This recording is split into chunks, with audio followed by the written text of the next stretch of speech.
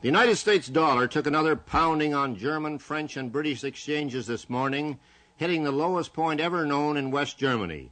It has declined there by 41% since 1971, and this Canadian thinks it's time to speak up for the Americans as the most generous and possibly the least appreciated people in all the world.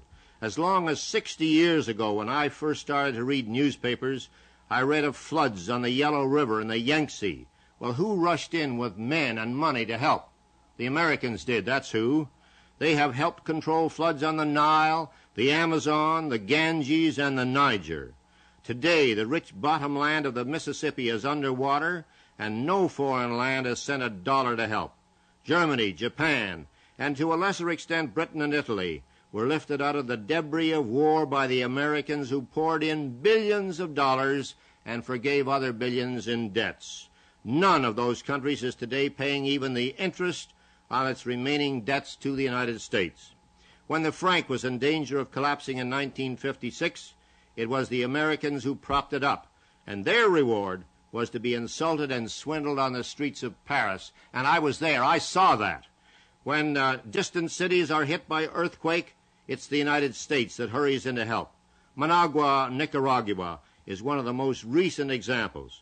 So far this spring, 59 American communities have been flattened by tornadoes. Nobody has helped.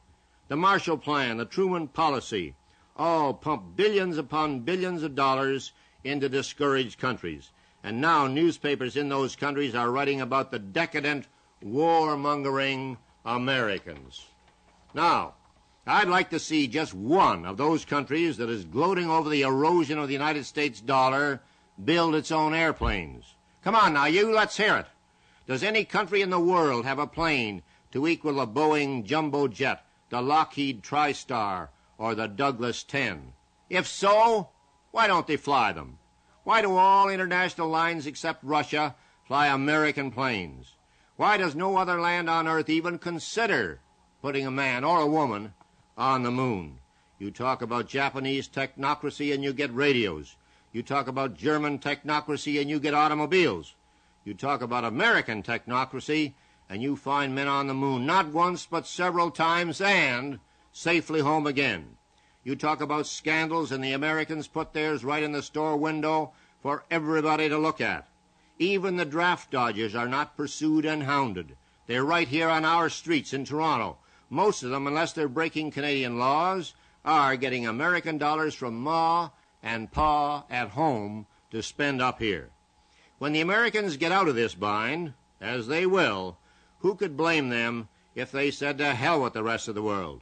Let somebody else buy the bonds. Let somebody else build or repair foreign dams or design foreign buildings that won't shake apart in earthquakes.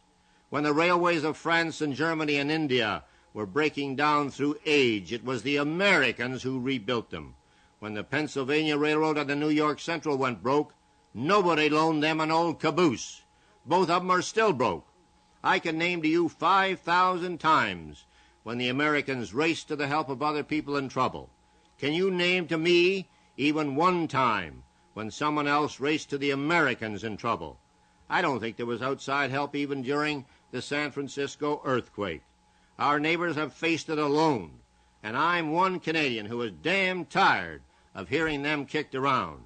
They'll come out of this thing with their flag high, and when they do, they're entitled to thumb their noses at the lands that are gloating over their present troubles. I hope Canada is not one of these. But there are many smug, self-righteous Canadians. And finally, the American Red Cross was told at its 48th annual meeting in New Orleans this morning that it was broke.